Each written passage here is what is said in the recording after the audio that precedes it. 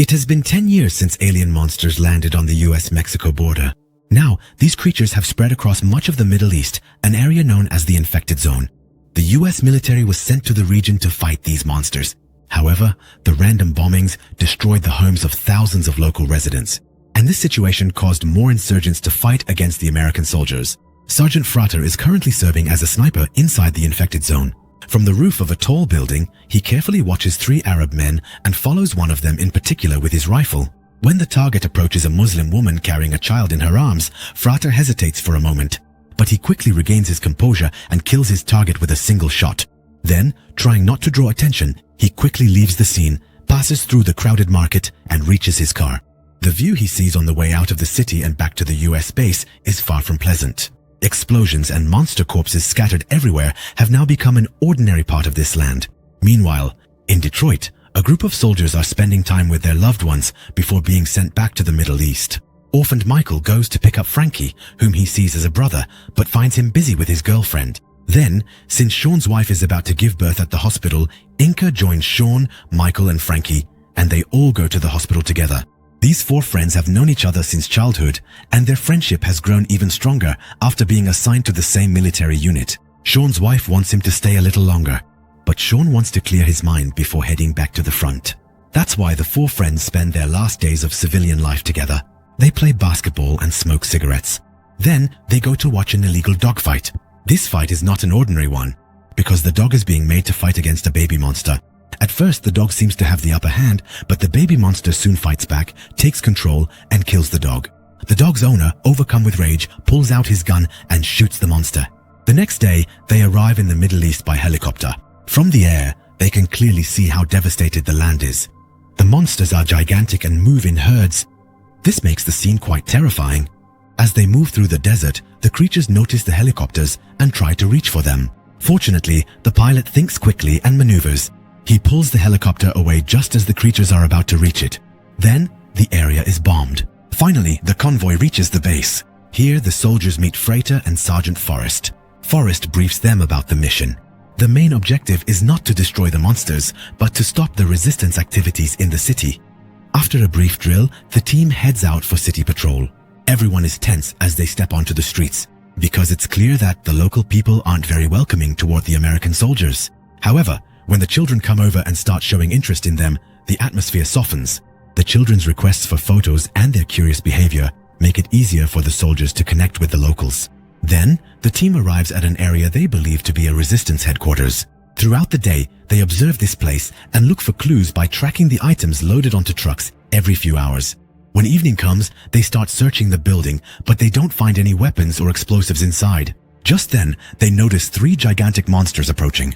But before they can take action, they encounter an elderly farmer. This man hates American soldiers, because the Americans said they came here to fix things, but they only made everything worse. The American bombings killed both his family and his animals. On top of that, they are constantly trying to drive him off his land. But the man is determined. This farm belongs to him. He doesn't give any information about the insurgents either, because he knows that if he talks, they will kill him. One of the monsters gets closer and closer, but the farmer keeps shouting. In these tense moments, Michael, overcome by fear, hits the man to silence him and knocks him out. Finally, when one of the creatures reaches the farm, the team springs into action quickly. They open fire on the creature with their rifles, and after numerous accurate shots, they bring the monster down and kill it. The other 2 monsters are destroyed by Air Force bombs. After the operation, the team returns to base. Here, Frater scolds them harshly, because they failed to notice a civilian in time. This time it was just a farmer. But if he had been a bomber, the entire unit could have been wiped out. Frater says that everyone needs to be more careful. Otherwise, the whole team could die. Later that night, the soldiers retire to rest. Frater and Forrest step aside and talk about the old days. They say that the soldiers back then were nothing like the ones now. Frater is in very low spirits and keeps drinking. Forrest says that he has stayed here too long and that he should see his family now. This conversation moves Frater emotionally. He calls his wife and asks her to put their daughter on the phone, because hearing his daughter's voice is the only thing that gives him the strength to survive. After 12 weeks of patrol, the team is given a new mission. Another team has been stranded in an infected area in the middle of the desert, and all communication with them has been lost. Therefore, the team must carefully pass through an area filled with both mines and insurgents to rescue them. Before setting out, they take a group photo as a memento in case any of them don't make it back. During the journey, they see small monsters wandering around. However, surprisingly, these creatures do not attack, but one of the vehicles accidentally runs over one of these creatures. This causes the team to become distracted, and one of the vehicles drives directly onto a mine. The explosion causes severe damage to the vehicle. Sean manages to get out, injured, but he doesn't have time to celebrate being alive. He steps on a second mine. The situation gets even worse, because the rebels take advantage of this opportunity, surround them, and open fire. The soldiers quickly take cover behind the vehicle and return fire while trying to reach their wounded comrade. When Frater looks inside the car, he finds Forrest's lifeless body and is devastated. The other soldiers pull Sean aside and check his wounds. But Sean has lost both of his legs. After quickly bandaging his wounds, they hoist Sean onto their shoulders and start running toward the nearest building. Meanwhile, Frater provides covering fire from behind. The losses they have suffered enrage the soldiers so much that they start firing in all directions without aiming. Frater, however, shouts at them, reminding them to use their ammunition carefully and to make accurate shots. While continuing to defend the building, they try to contact the base, but headquarters informs them that they have no access to the area where the soldiers are located. Inca does everything she can to stop Sean's bleeding and administer medication. But unfortunately, Sean has lost too much blood and passes away. At that moment, more small monsters begin to appear around them, and command announces over the radio that the area will be bombed by a drone. The team is devastated by Sean's death and wants to take his body with them. But Frater angrily yells at them, saying that giving in to their emotions will get them killed and that there's no point in waiting here.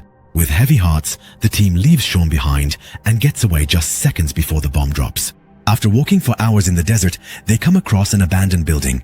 After checking the inside and making sure it's safe, they decide to rest for a while. While Frater tries to re-establish contact with the base, 2 sniper shots suddenly ring out. Inca instantly collapses to the ground. She dies on the spot from the hit she takes. Frankie, on the other hand, is shot in the abdomen and is severely wounded. Soon after, the team is surrounded by the resistance fighters. Frater tells them that their only chance of survival is to surrender and orders them to lay down their weapons. The resistance fighters immediately take them captive, put sacks over their heads, and take them to their secret base. They are tied to chairs in an old abandoned room. When the sacks are removed, Michael and Frater are devastated to realize that the resistance fighters want them to watch as Frankie slowly bleeds to death. They try to encourage Frankie to keep him alive, but there is nothing they can do.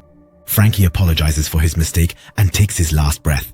This loss devastates Michael. He loses control, his chair tips over, and he passes out after hitting his head on the floor.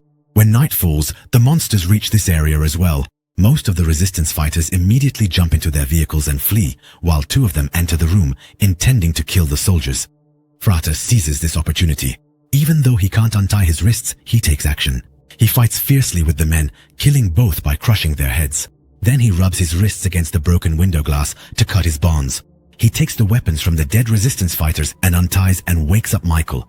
He tells him to steal one of the motorcycles outside, while he himself will continue to clear the building.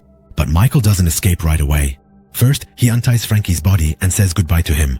Then, filled with rage, he roams the building seeking revenge.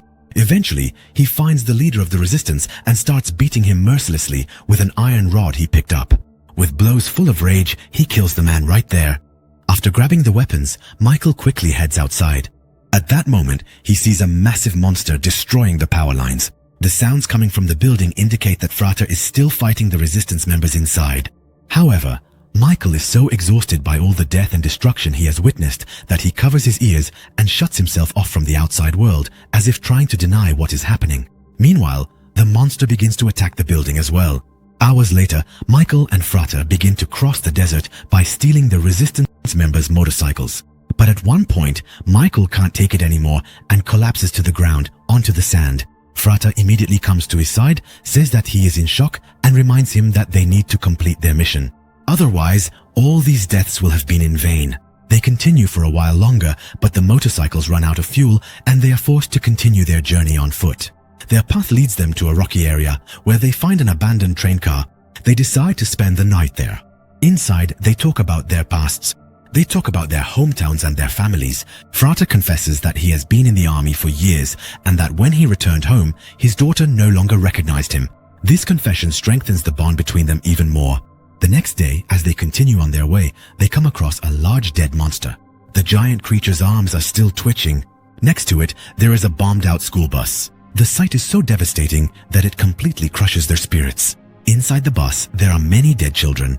While Frater looks around hoping to find something, Michael notices that one of the children is still breathing. He immediately takes the child outside and tries to help. However, Frater says that the child is in great pain and won't survive the journey in this condition. Afterwards, they try to kill the child so he won't suffer. But with his last strength, the child grabs Michael's hand. This moment tears Michael apart inside, and he immediately begs Frater to stop. Seeing the pain on Michael's face, Frater pulls his hands back. Just then, a group of locals on horseback approach the area. Frater immediately draws his weapon, but Michael quickly hands the child to a woman and surrenders. The local people are grateful for rescuing one of their own and take the soldiers to their camp. After washing up at an oasis and making sure the child has received the necessary care, Frater and Michael eat with the locals, sing songs, and share cigarettes. Even though some monsters can be seen walking on the horizon, no one pays them any attention. Everyone is at peace. When night falls, Michael notices the woman leaving the camp with a few others and secretly follows them. It turns out the reason they left lanterns around the bus was to hold a funeral ceremony for the children who died. The bodies of the children are slowly removed from the bus and properly buried. Just then, a monster approaches. The woman sits down on the ground and starts watching the creature.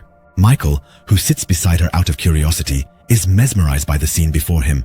The creature is mourning its deceased sibling. It illuminates the surroundings with magnificent lights by scattering glowing spores onto the earth.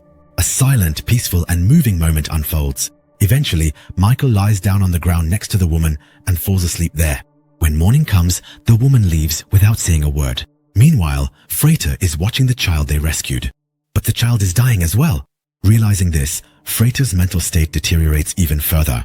He starts to think that all his efforts have been in vain. When Michael returns to the camp, Frater attacks him angrily.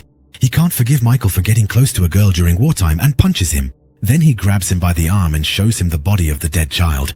He reminds him that there is no place for heroics or emotions in war. Giving in to emotions only brings more death. After this conversation, the soldiers leave the camp and continue with their mission. On the way, they encounter a child. The child is holding a tin can. The child opens the can and a tiny monster comes out. Michael takes the can and releases the little creature. Since the creature is still a baby, it immediately buries itself in the sand. A few hours later, they finally reach the mission area. But when they arrive, they find a town that has been completely bombed out. There is no one on the streets. They continue to move forward quietly. However, when Michael turns behind a building, he comes across a group of children playing with scattered weapons. Frater wants to find out where the children got the weapons, and the children take him to a nearby building. There, they see that the military unit they came to rescue has already been killed. Confronted with this reality, Frater is completely devastated. When he realizes he lost his entire team for nothing, he has a nervous breakdown and loses control. He points his weapon at the locals and shouts, demanding to know who killed the soldiers. He no longer cares whether the people in front of him are civilians or that children are witnessing everything. He seems to have gone mad. In a fit of rage, he shoots a man. At this point, Michael is forced to point his weapon at his own commander. But Frater still doesn't stop. While questioning why he is still alive, he turns toward the civilians again. In this situation, Michael has no other choice and pulls the trigger. Frater falls to his knees, holds his head, his eyes filled with tears. He is crushed under the weight of what has happened. Slowly, holding his bleeding wound, he walks outside. There he begins to watch the monsters struggling against the bombs coming from afar. As he questions the meaning of his life, his mission, and this entire war, he quietly surrenders to death. After a while, a helicopter arrives to rescue Michael, but he only screams. He cries out the outcome of the mission, all the losses suffered, and the helplessness caused by losing his friends.